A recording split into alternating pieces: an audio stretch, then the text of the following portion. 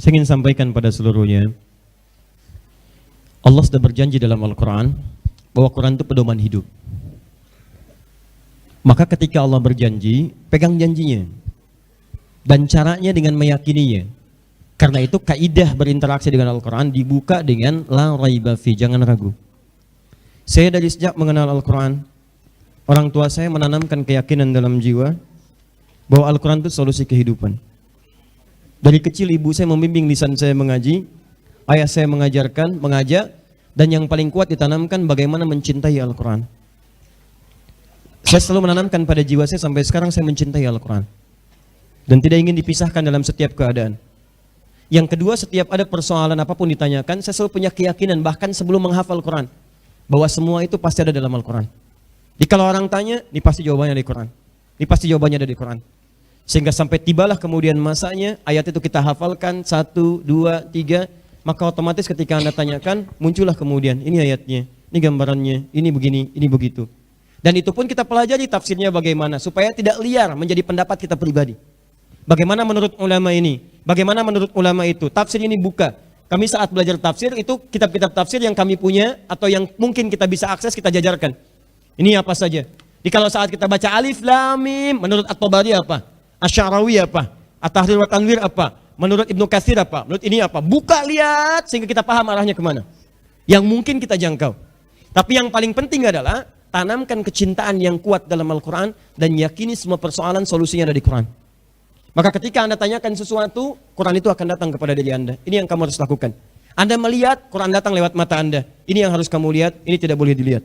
Ini yang kamu katakan, ini jangan diungkapkan. Paham sampai sini? Demi Allah saya katakan, ada yang lebih baik daripada saya banyak. Mungkin tidak ketahuan saja, tidak ditampakkan kekinian, tapi banyak sekali. Orang soleh, orang lebih baik, orang rajin ibadah. Saya ini bukan berarti yang terbaik di antara Anda, bukan. Mungkin banyak dosa saya, yang bahkan lebih banyak dibanding Anda. Cuman Allah tutup aja. Yang kalau dibuka Anda mungkin jauhi saya. Boleh jadi masih ada manfaat yang mungkin bisa diambil, makanya ditutup. Dan kita mencoba ya Allah untuk mengistighfari itu. Selalu katakan bahwa Anda punya peluang untuk lebih dekat dengan Allah Subhanahu wa taala. Dan insya Allah Anda bisa lebih baik daripada hari-hari sebelumnya. Maka cintai Qurannya, yakinkan keyakinan tadi, maka setiap Anda tanyakan sesuatu, nanti akan muncul ini begini, begini, begini dan seterusnya. Dan wallahu a'lam bishawab, kalau sesuai dengan keterangan Nabi berarti itu benar.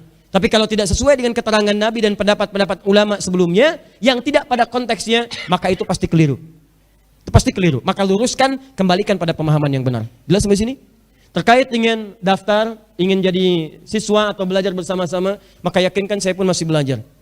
Kita sama-sama belajar, maka pelajaran tentang Quran ini, insya Allah, untuk kelas profesi sudah dimulai, maka sudah masuk sesi yang keempat, untuk sesi hafalan Quran dan bacaan, itu akan dimulai bulan depan insya Allah.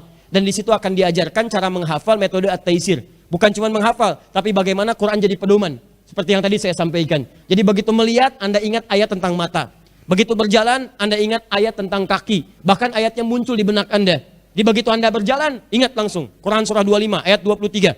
Ya, kalau ada orang-orang kafir berbuat baik misalnya, bagaimana kebaikan dibalas, muncul itu.